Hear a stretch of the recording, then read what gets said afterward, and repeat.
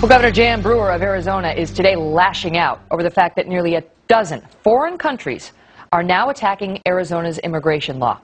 Brewer is now asking a high court in the Ninth Circuit Court of Appeals not to let these 10 Latin American countries go forward with their motions in this case. She calls the situation a local matter and says it's no business of any foreign government. Monica Crowley is a radio talk show host and a Fox News contributor and my guest now. So, Monica, now we've got Mexico, Argentina, Bolivia, Brazil, Chile, Costa Rica, Ecuador, El Salvador, Nicaragua, Paraguay, and Peru, which have been granted permission by the Ninth Circuit Court of Appeals to weigh in on the constitutionality of Arizona's immigration law. It's stunning. Megan, just when you think you've heard it all in the age of Obama, some other outrageousness hits you. This is beyond belief that now we have 11 countries, the ones you just named, piling on, in addition to our own federal government, piling on the state of Arizona. Frankly, I blame this administration, I blame President Obama and the Attorney General Eric Holder for opening the door to this kind of offensive absurdity.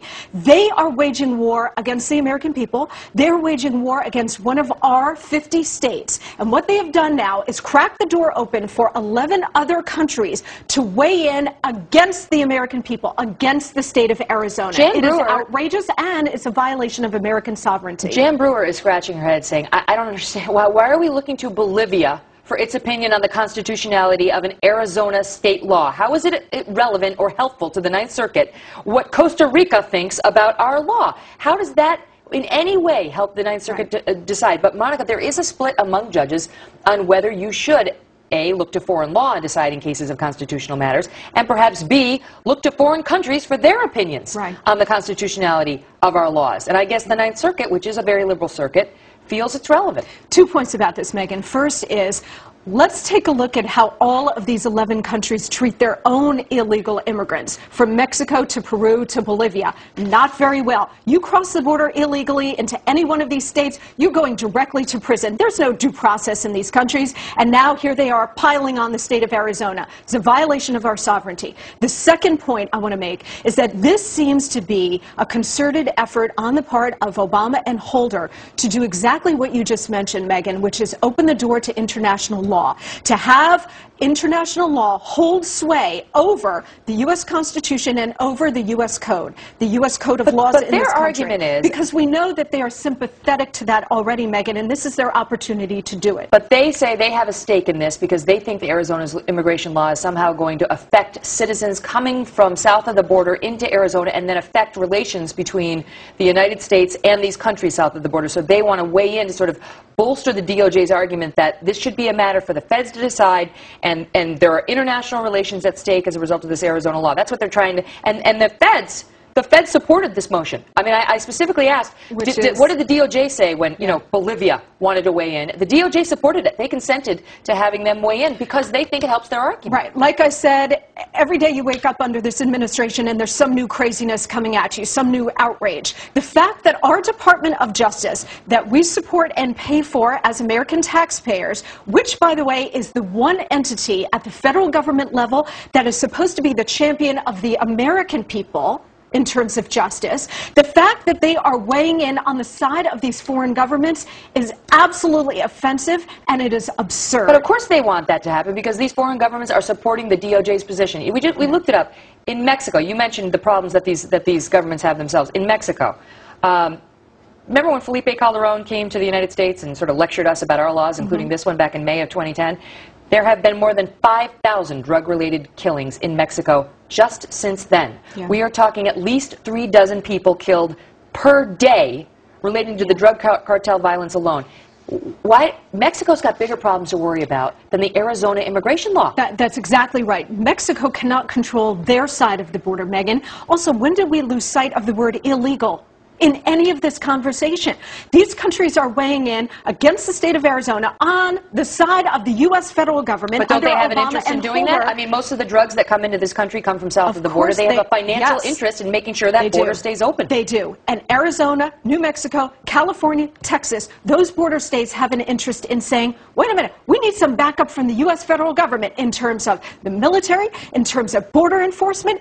The fact that we have lost sight of the word illegal in all of this, those countries you name, it's in their interest to get 65% to get their cocaine. undesirables across the border into the United States. They're trying everything they can. And what is particularly offensive, Megyn, is that, yes, it is illegal. These countries don't care. And you know what? Our own federal government under Obama and Holder, they don't care either. 65% of the cocaine smuggled into the United States crosses the southwest border. 65% of the cocaine alone. That's all we're talking about. All right, Monica Crowley, interesting. Thank you. They'll be weighing in. We'll be waiting for the Ninth Circuit's decision. The United States is being collapsed into the North American Union. Back in 2007, Judicial Watch sued and got the SPP, North American Union documents from the Banff, Canada meeting. And at that meeting, the Mexican, U.S., and Canadian government said they would use border crises as a pretext to sell amnesty and the end of all of our nation's borders. This is about a global corporate takeover of our nation. And the illegal aliens are being used as a political weapon and as a political tool to get that done. That's what Senator Kyle incredibly said just 3 weeks ago, that he was in a private meeting with President Obama, and he said, look, there's murders, there's kidnappings, there's death, the crime rate's exploding. There's an SOS from Arizona. Can you please at least put troops down there? And Obama said, I'm not going to do that because the crisis needs to get worse so I can have the amnesty plan. And Senator Kyle went on to say that that is this nation being held hostage. I met with the president in the Oval Office, just the two of us. I kicked the rest of the people out. Here's what the president said. The problem is, he said, if we secure the border, then you all won't have any reason to support comprehensive immigration reform. In other words, they're holding it hostage. And so the media likes to hype it up as if it's a racial issue or hype it as if it's discrimination. The government beats the hell out of citizens, treats citizens regardless of their color, or religion, like trash. The only reason the border's open and illegal aliens are given a red carpet is because they're there to drive down wages and to vote as a political bloc that supports the integration of North America under this new tyrannical global corporate system known as the New World Order. But here's the key to this. You have SOSs coming out of Arizona from the governor and the sheriffs. The crime rate is just off the charts. Mexico is completely lawless with over 22,000 murders, many of them police in just the last 2 years. That's spilling across, and the federal government is coming in and suing the state on behalf of foreign invaders. And guess what? It just so happens that I have a copy of the U.S. Constitution here in front of me. And we're going to put this on screen. Article 11 of the U.S. Constitution. This was the first constitutional amendment added to the original Bill of Rights. This is the 11th Amendment. The judicial power of the United States shall not be construed to extend to any suit in law or equity commenced or prosecuted against one of the United States by citizens of another state or by citizens or subjects of any foreign state. So if you read the 11th Amendment, it's clearly saying that the U.S. government cannot sue one of the 50 member states and that it cannot sue citizens of the states on behalf of a foreign power or foreign individuals because it's sedition, it's treason, high treason being implemented by the executive. This is something that the Founding Fathers were worried about. This was the first amendment added after the original Bill of Rights in 1795, just a few years after the Bill of Rights had been ratified.